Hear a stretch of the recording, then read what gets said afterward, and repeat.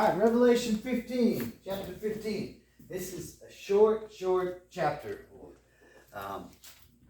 This one did not take me nearly as long as it normally does to study this. But in this short chapter, there is a lot of truth and a lot of information to find out about it, to see what's going on here.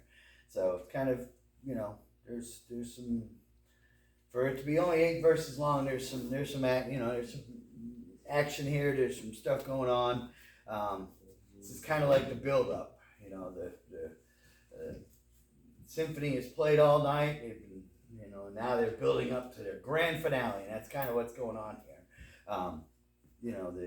We've gone through a good portion of the tribulation. The last few chapters have been kind of like the interlude, where it's kind of, giving us a glimpse of what's going to happen at the end, and some more details about some things. And now we're getting ready to get into the final 7 judgments, which is the wrath of God. And we're going to see about that. And then next week we will jump in and cover, we should be able to cover all 7 in 1 week, because they happen, just quickly. So each one, and, the in-depth aspect of the 7 judgments, so it may take a couple weeks. I haven't looked too much into the in-depth, because there's a lot of stuff with Revelation. And just a reminder that as we get through the rest of this chapter, or through the rest of the book, that there's a lot of symbolism in Revelation. Okay, there's a lot of different ways to interpret it.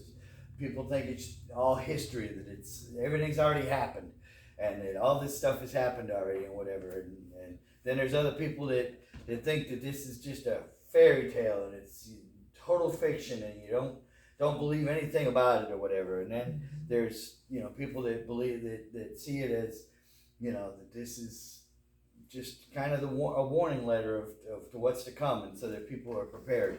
So that's kind of more the view I take of it. I know I can see where some people think that some of the events that are talked about here have already happened. A lot of people point to, the Nazis and Hitler and that kind of, world domination attempt and all that stuff but he didn't, it doesn't, nothing in history has happened that it's completely fulfilled everything that's talked about in this book. So I don't see it as history. And in the first century, the Romans were tough, and they had the persecution from Nero, that burned the city of Rome and blamed it on the Christians and persecuted them and all that stuff. But so they had all that going on, but it still was not, and this letter is meant to be encouraging.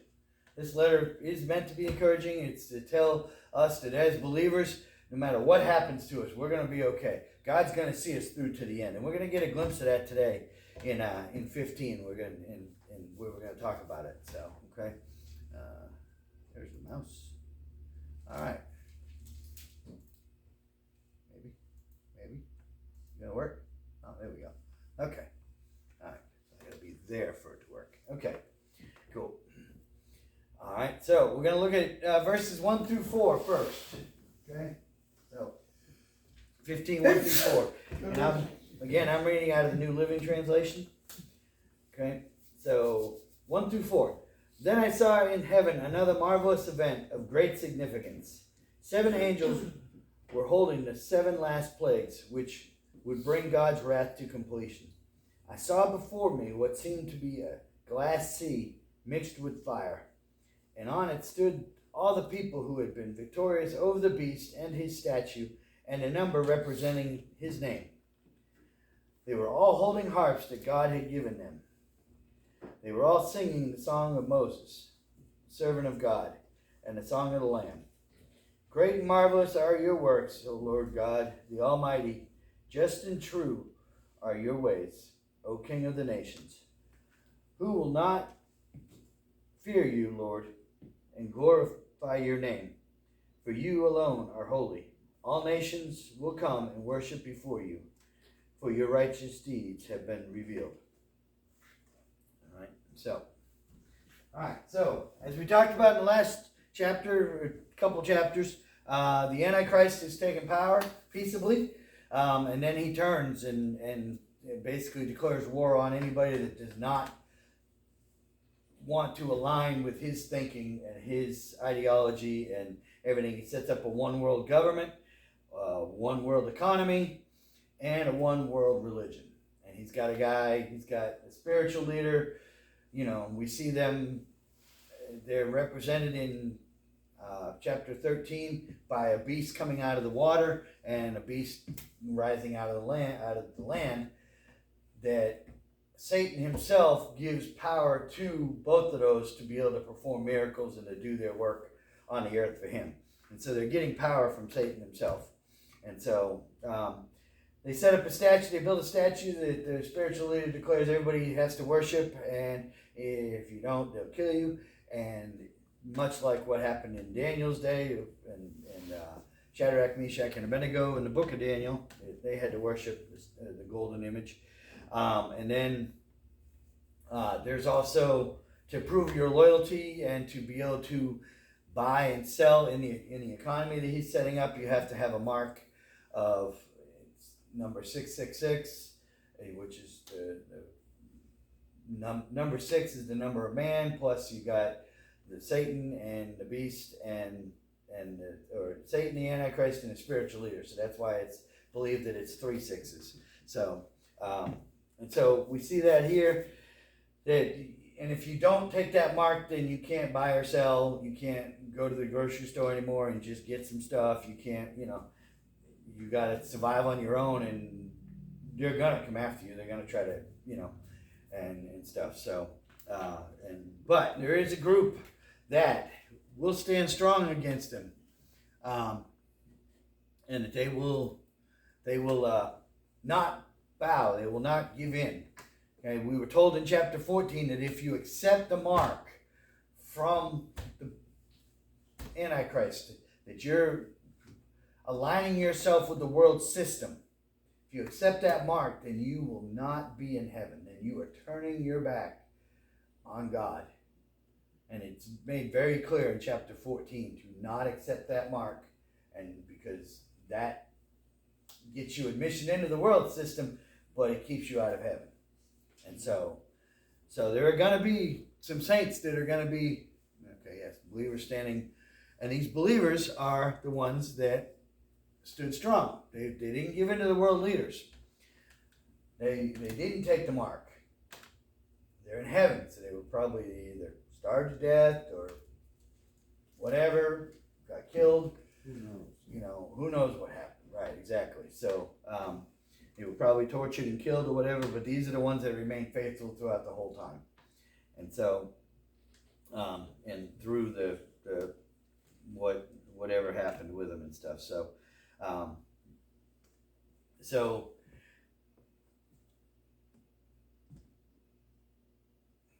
okay.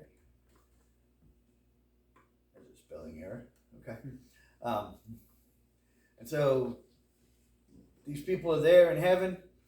They like I said, they were likely martyred. They're singing the Song of Moses. And the Song of Moses is a victory song by Jewish customs. Okay? It was first sung in Exodus after the deliverance from the army of Egypt.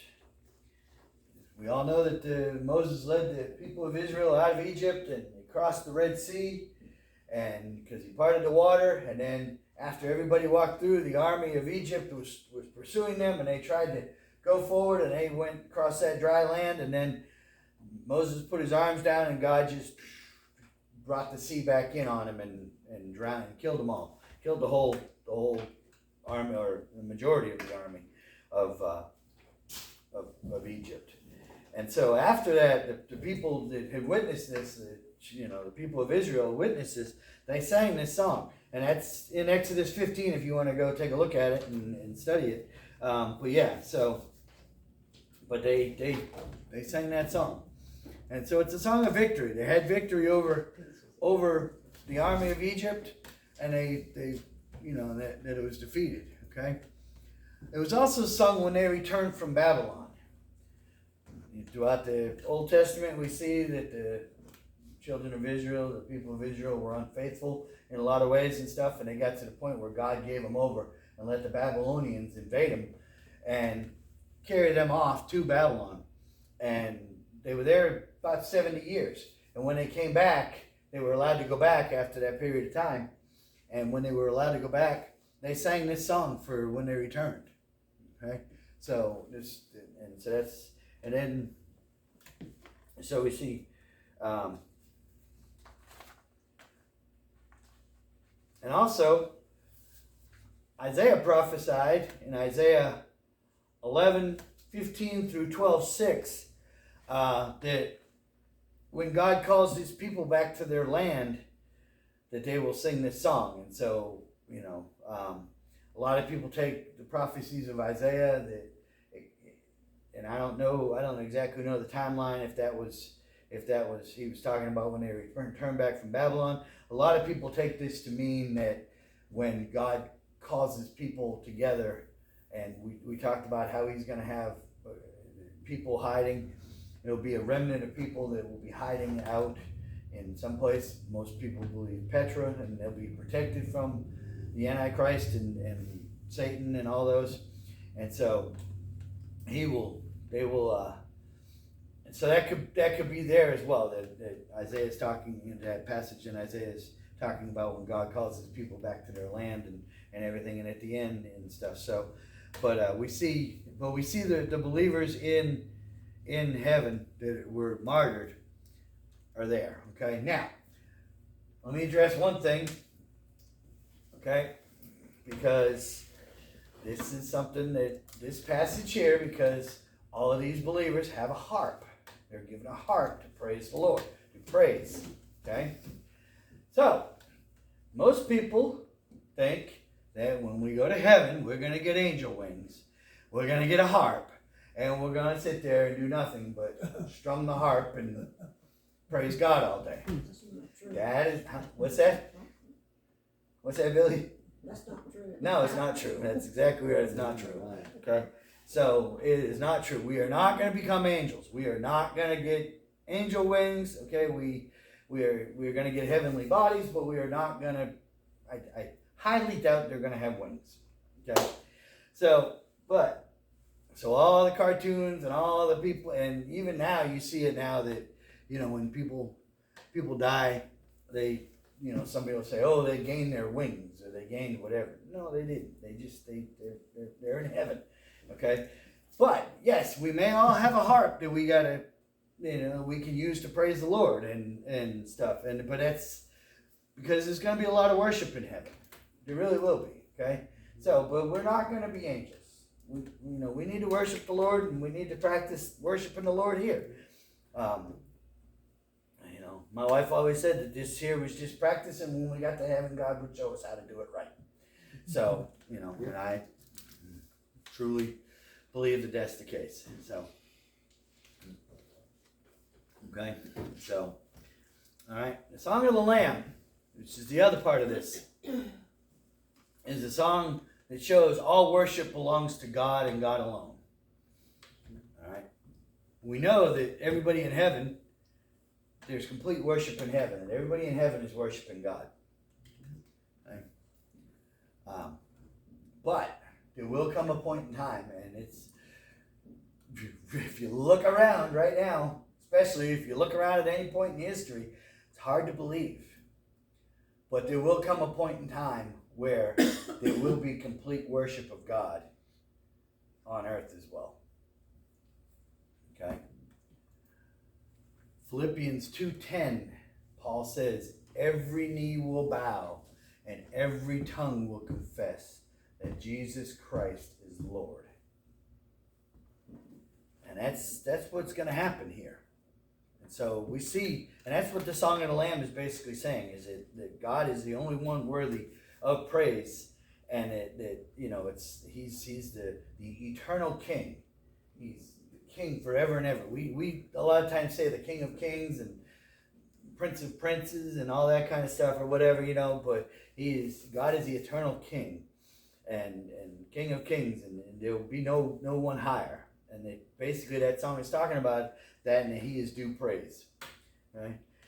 A lot of people will see the events during the end times here as that God's not worthy of praise. That what God's doing is not righteous. But what God is doing is completely righteous in the fact that you have had your whole lifetime and God has tried to reach out to you, and a lot of these events to lead up to this, to the wrath, is God trying to reach you and get your attention and stuff. Some people, it takes something major and dramatic in order for God to get their attention. And so we see that, and God's trying everything. That's what a lot of the beginning parts of this stuff is God's trying to reach the people that are not acknowledging him, and not wanting anything to do with him. And there are still going to be people at this point in time that aren't going to want anything to do with him, and they're going to point to these events, just like people point to events now. Okay, let's take the hurricane that just happened.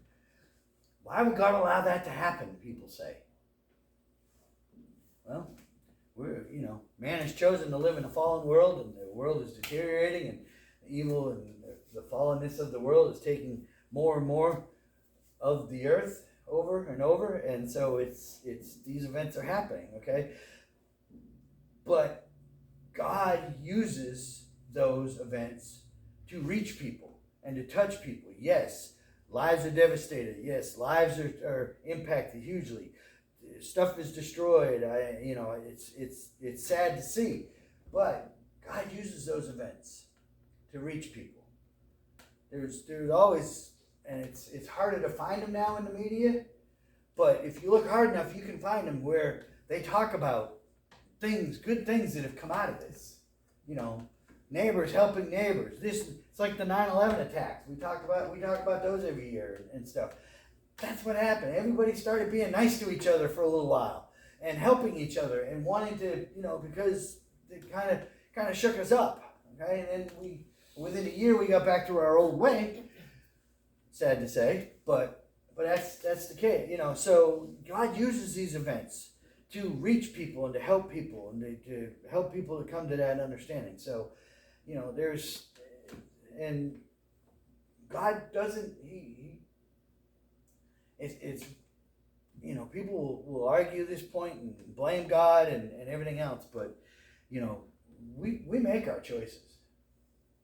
Yeah, we didn't choose to have a hurricane come through, but we make our choices to, live in this world, to have this fallen world, and to, we all contribute to it in that way because we've all sinned. And so it's, but it's what comes out of it. And, God doesn't force himself on anybody. He calls people out. So. The people that stayed in Florida made the decision. Yeah. They're not the wisest because you got a category 4, 2 miles off from being a category 5 for the devastation. Mm-hmm. And well, I'm going to stay. Yeah. Yep. So. Yeah. And it's really sad. We need to be praying for that area especially, and we need to be praying that good comes out of that. I know Samaritan's Purse has gone down there, and they're down there trying to help people and provide and all that stuff, and so people will hear the word and well stuff, the problem is most of the people forget about Andrew. Yeah. And exactly. She and I drove down to Dade County after Andrew, and it looked like somebody took a big pile of lumber and dropped it out of a plane. Mm-hmm. We saw a church. Here's part of the steeple, and the rest of the church is gone on one side. Yeah. It's just, the devastation is there. People I'm going to stay. Yeah. Yeah, I know. It's, I see that the ones that have come up and hit the East Coast, there's always people that stay out there at the Outer Banks, at Wrightsville Beach, and at the Outer Banks and stuff in North Carolina. Oh yeah, I'm going to ride it out. And then they're having to go out there and rescue them. Yeah. Sanibel Island there, it's only got that one huge bridge that goes out. Part of the bridge is gone, the road's gone. Oh yeah.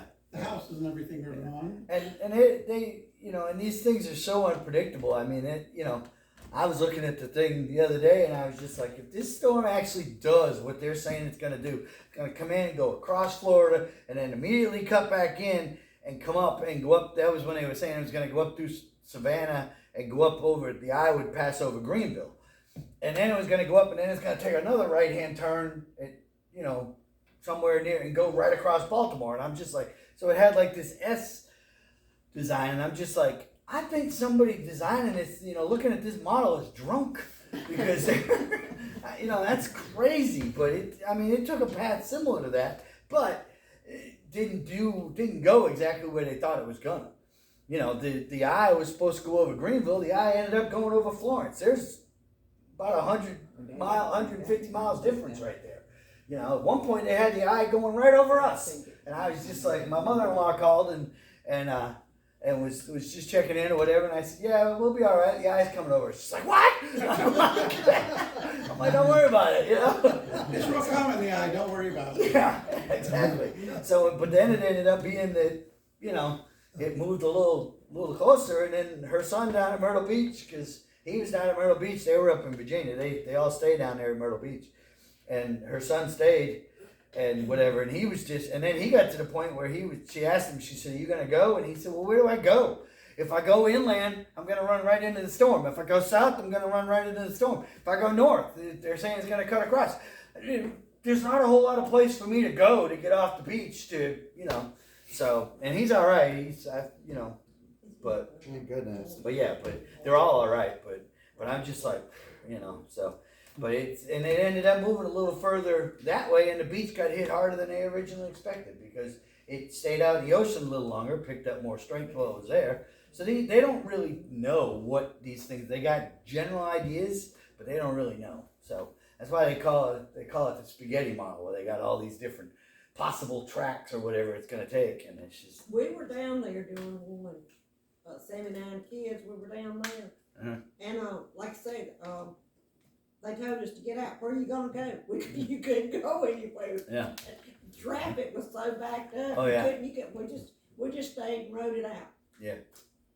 Yep. So, but yeah. So you know, but yeah. So, but that's one way that's an event that God, and that's what we're seeing here with a lot of this stuff up to this point. Okay, we're getting ready to talk about it here in a second, but up to this point, God is trying to reach people. He's calling out and trying to reach people by whatever means are necessary. People are hard-headed. Sometimes it takes a lot to get people's attention, okay? I'm hard-headed. I'll admit it. You know, but... You should know. Certain things. Yeah. So, just remember, I feed you. Keep it up. So, anyways, no. All right. So, any questions about the first 4 verses?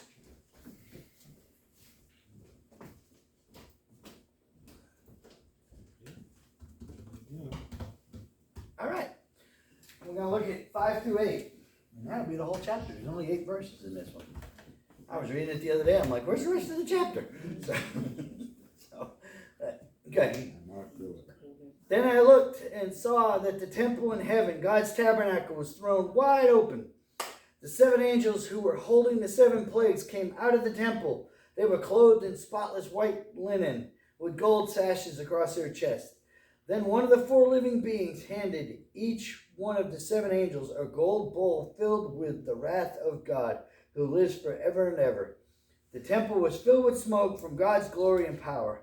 No one could enter the temple until the 7 angels had completed pouring out the 7 plagues. Okay. So these 7 angels are already holding 7 plagues.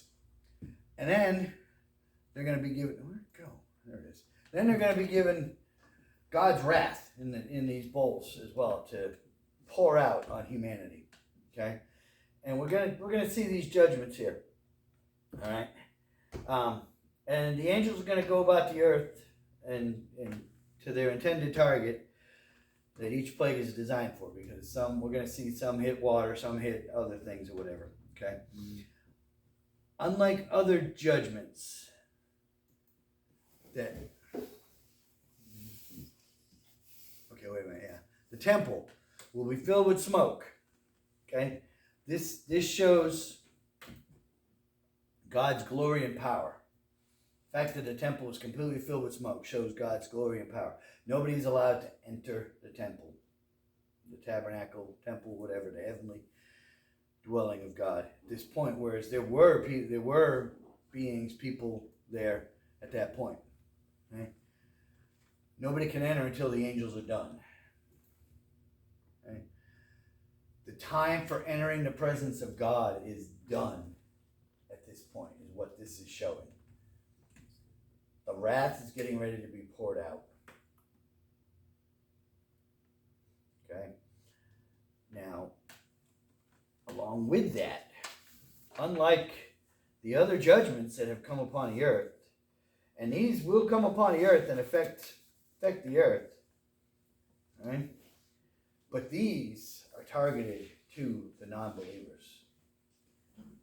The only ones that will be dramatically affected by this are the people that have taken the mark of the beast and aligned themselves with the world's system.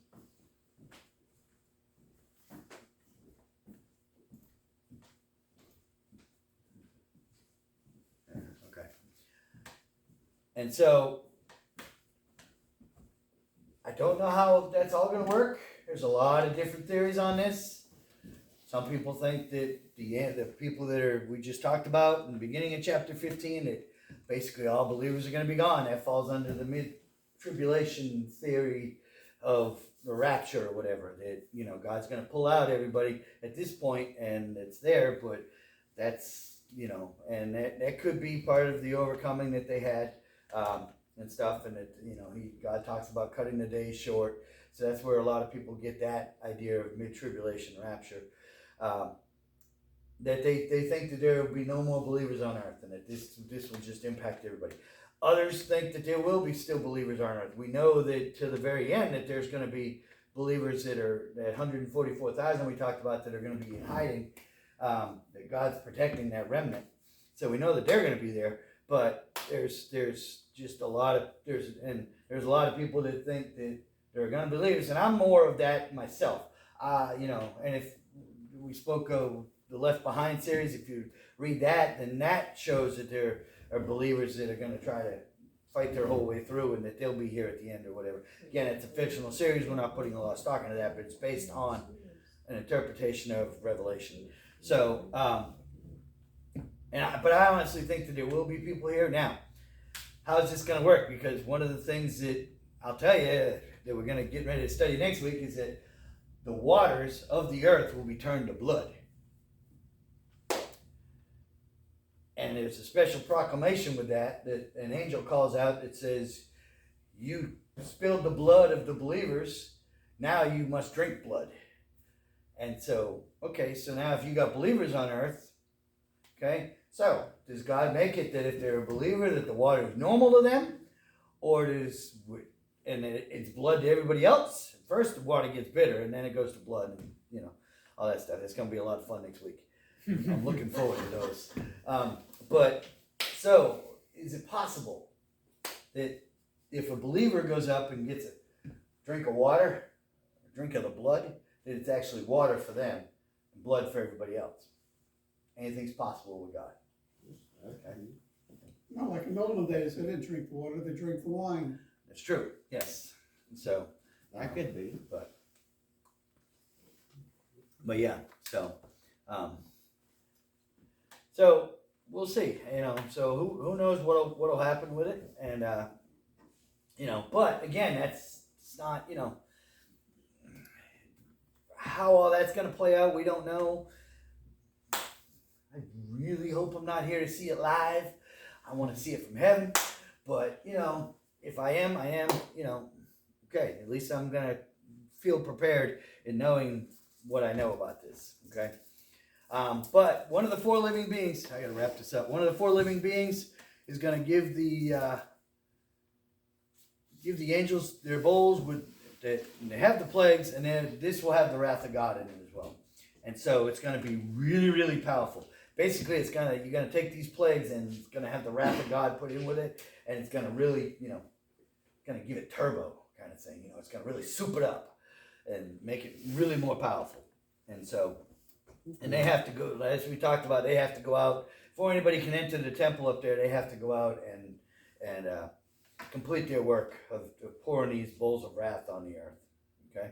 And so next week we're gonna look at get back into the judgments and the events and everything, and we're gonna look at that, and see all the stuff that's gonna result from that. And we'll talk more about the theory of the protection and stuff like that, because there is protection. When we talked about the letters in the beginning of Revelation to the 7 churches, there was protection promised, to those that were faithful in that.